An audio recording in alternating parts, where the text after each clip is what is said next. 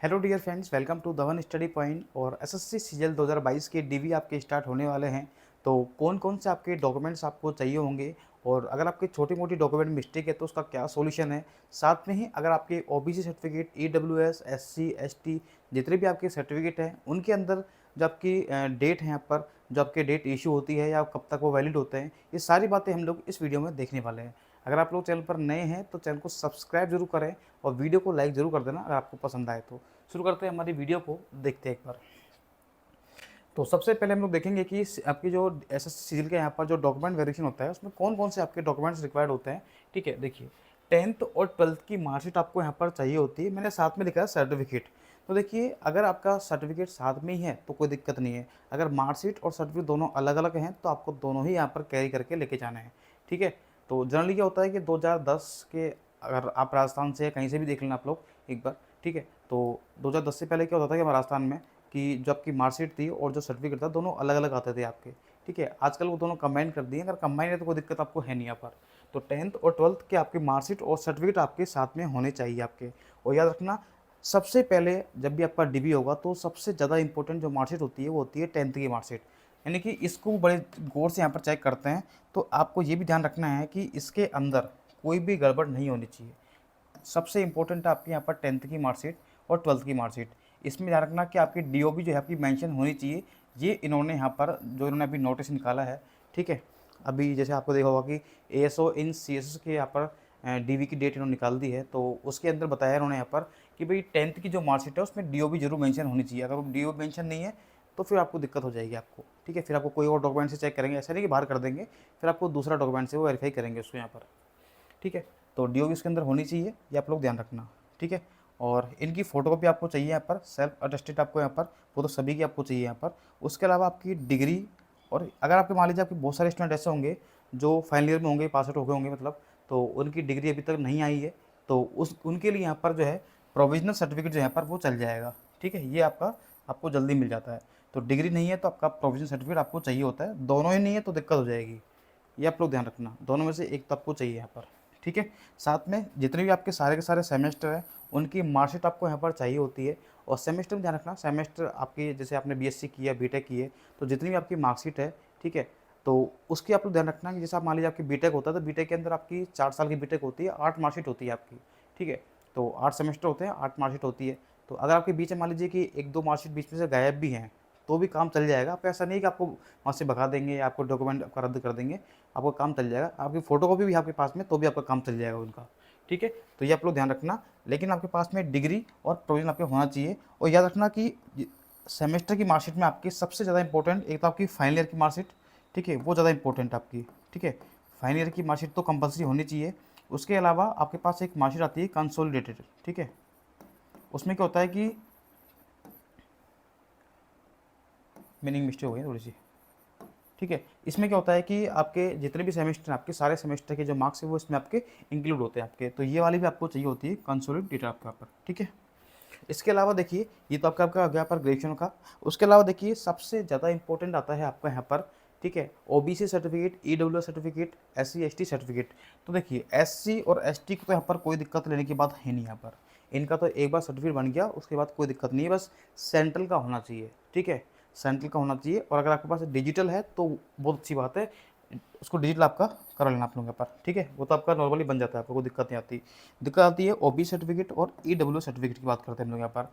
तो इसके लिए देखिए यहाँ पर अभी जैसे एएसओ इन सीएस का यहाँ पर जो है नोटिस जारी हुआ था, उसके अंदर साफ साफ बोला गया है कि आपके ओबी सर्टिफिकेट और जो ईडब्ल्यू सर्टिफिकेट है उसमें क्या आपका यहाँ पर डेट मेंशन रहेगी, मतलब कितना वैलिड रहेगा कितना नहीं रहेगा।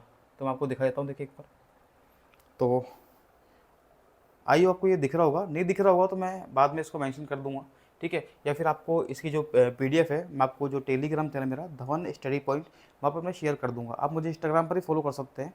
ठीक है, इंस्पेक्टर सुनील 123 आप लोग। ठीक है, देखिए तो यहाँ पर आपको दे रखा है साफ साफ कि कम्युनिटी सर्टिफिकेट यानी कि OBC, SC, ST, EWS should be in the format. ठीक है, तो ये छोड़िए आप लोग, मैं मेन चीज़ देखते हैं। देखिए रहा सबसे बात यहाँ पर इंपॉर्टेंट है आपके जो आपका ईडब्ल्यू सर्टिफिकेट है उसके बारे में बात करता हूँ।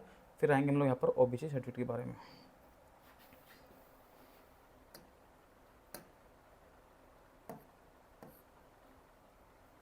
देखिए, अगर मैं बात करता हूँ, देखिए यहाँ पर ये रहा आपका जो यहाँ पर EWS सर्टिफिकेट है, should be based on the income of financial year 2022-23। तो आपका जो सर्टिफिकेट है वो 2022-23 जो आपकी फाइनेंशियल ईयर है उस पर बेस्ड आपका होना चाहिए। और वैलिड कब तक रहेगा, 1 अप्रैल 2022 से लेकर 31 मार्च 2023 तक आपका ये वैलिड आपका रहेगा यहाँ पर। ठीक है, इसमें कोई आपका दिक्कत है नहीं, ये आपका वैलिड हो जाएगा यहाँ पर। And valid for the year 2023-24। देखिए इस डेट में बना होना चाहिए और ये वैलिड कब तक होना चाहिए, 2023-24 तक आपका ये वैलिड रहेगा, कोई आपको दिक्कत नहीं आएगी यहाँ पर। ठीक है, ये आप लोग ध्यान रखना, ये इनका फाइनेंशियल ईयर है। ठीक है, तो इतना टाइम बना होना चाहिए और ये वैलिड कब तक रहेगा, 2023-24 तक। तो ये था आपका यहाँ पर EWS के बारे में। अब बात करते हैं हम लोग OBC के बारे में। देखो वैसे देखिए OBC सर्टिफिकेट जो आपका यहाँ पर इशूड बिटवीन, देखो साफ साफ बोल रखा है 8 अक्टूबर 2019 से 8 अक्टूबर 2022 तक, यानी कि 2019 से लेकर 2022 तक अगर इसके बीच में आपका बना हुआ है तो कोई आपको दिक्कत नहीं है। ठीक है, ये आपको साफ साफ यहाँ बोला गया है आपका। बाकी आपका जो PWD सर्टिफिकेट है इसमें तो कोई दिक्कत आपको होगी नहीं यहाँ पर। ठीक है, तो ये था और बाकी मैंने आपको बता ही दिया है। ठीक है, तो ये तो आपको हो गया यहाँ पर OBC और EWS सर्टिफिकेट के बारे में। अब देखिए उसके अलावा आपको यहाँ पर ओरिजिनल आपको आईडी यहाँ पर चाहिए होती है। ठीक है, आपके पास वोटर आईडी हो, ड्राइविंग लाइसेंस हो, पैन कार्ड हो या आधार कार्ड हो। ठीक है, तो इनमें से कोई भी आपके पास एक आईडी तो आपके पास काम चल जाएगा आपका। ठीक है, इसके अलावा देखिए यहाँ पर बहुत सारे स्टूडेंट पूछते हैं कि सर ये कैरेक्टर सर्टिफिकेट क्या होता है ना, इसकी भी यहाँ पर डिमांड होती है। तो जैसे आपके पास में आपके जो DV की डेट आएगी तो आपके पास एक फॉर्म आएगा वहाँ पर। ठीक है, एक PDF आएगी, उसके अंदर वो पूरा फॉर्मेट आपके पास में लिखा होगा। ठीक है, उस फॉर्मेट में आपको यहाँ पर जो आपके सर्टिफिकेट है वो 2 बनेंगे आपके कैरेक्टर आपके। ठीक है, और वो PDF में आपके यहाँ पर आपके अवेलेबल होंगे आपके। और उसमें क्या होता है कि आपको 2 गजेटेड ऑफिसर के यहाँ पर साइन होते हैं और लास्ट में आपके यहाँ पर जो SDM होता है उसके यहाँ पर साइन होते हैं। ये मैं आपको बता दूंगा, अगर किसी को दिक्कत है तो आप लोग पूछ लेना, आप लोग कमेंट करके एक बार। ठीक है, तो ये था आपका यहाँ पर पूरा का पूरा। और इसके अलावा देखिए आपके यहाँ पर लेटेस्ट फ़ोटो आपको चाहिए होती है पासपोर्ट साइज़ में, वो आपको 2 ही मांगते हैं, लेकिन मैं तो आपसे ये कहूँगा कि आप कम से कम 5-10 फ़ोटो लेके जाना, क्या फ़र्क पड़ रहा है। ठीक है, तो ये आपका हो गया यहाँ पर पूरा DV प्रोसेस। अब देखते हैं कि अगर मान लीजिए आपके 10th और 12th की मार्कशीट है, ग्रेजुएशन है या कोई सर्टिफिकेट है या आपकी ID है, उसमें अगर छोटी मोटी कोई मिस्टेक आ जाती है तो उसमें क्या आपका क्या इशू रहेगा, आपको बाहर करेंगे तो बाहर तो नहीं करेंगे आपको। लेकिन ध्यान रखना कि 10th की मार्कशीट आपकी ज़्यादा इंपॉर्टेंट होती है। अगर आपको लग रहा है कि इसमें नाम में कुछ ज़्यादा ही मिस्टेक है, फादर का मिस्टेक है, कुछ भी मिस्टेक है, तो अभी आपके पास टाइम है, आप लोग उसको अपनी जो भी आपका बोर्ड है उससे आप लोग सही करवा सकते हैं। लेकिन फिर भी मान लीजिए अगर आपके छोटी मोटी मिस्टेक है, जैसे आपके मान लीजिए नाम के अंदर कोई स्पेलिंग मिस्टेक है, फादर के स्पेलिंग मिस्टेक है, तो फिर आपका यहाँ पर एफिडेविट से आपका काम चल जाएगा यहाँ पर। ठीक है, तो ये ज़्यादा बड़ी कोई टेंशन है नहीं ऐसे। और फिर भी मान लीजिए आप लोग ले गए और मान लीजिए आपको वहाँ पर बोल दिया कि सर ये तो काम चलेगा नहीं, तो आपको वहाँ पर जो भी आपके डॉक्यूमेंट है उसको सही करेक्ट करवाने के लिए आपको टाइम दे दिया जाएगा बस। ठीक है, आपको बाहर नहीं करेंगे, इतना वहाँ पर नहीं करते हैं पैसे वाले ना, आपने इतनी मेहनत करी है तो उसको बेकार नहीं जाने देंगे। तो ये पूरा प्रोसेस था आपका SSC का। और अगर कोई छूट गया है तो आप लोग मुझे कमेंट कर देना, मैं कोई भी आपकी नेक्स्ट वीडियो जब भी आएगी तो मैं उसको आपको मेंशन कर दूंगा। ठीक है, बाकी मिलते हैं नेक्स्ट वीडियो में। Thank you so much.